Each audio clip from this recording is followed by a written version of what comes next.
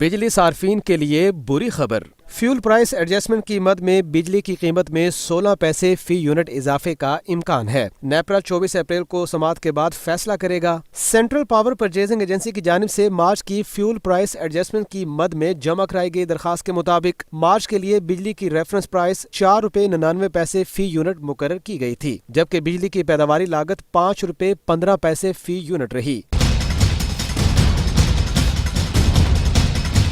Central power purchasing agency نے سابقہ adjustment اور سپلیمنٹری چارجز کی مد میں 14 پیسے فی یونٹ صارفین پر ڈالنے، جبکہ ٹرانسمیشن لاسز کی مد میں 1 پیسہ فی یونٹ صارفین پر ڈالنے کی تجویز دی گئی ہے۔ سی پی اے کے مطابق مارچ میں کوئلے سے 14.02%، گیس سے 24.05%، آر ایل این جی سے 23.40% اور ایٹمی ذرائع سے 11.52% بجلی پیدا کی گئی۔ کوئلے سے بجلی کی پیداواری لاگت 6 روپے 97 پیسے، فرنس آئل سے 11 روپے 35 پیسے، گیس سے پیداواری لاگت 5 روپے 76 پیسے اور ایل این جی سے 9 روپے 48 پیسے فی یونٹ رہی۔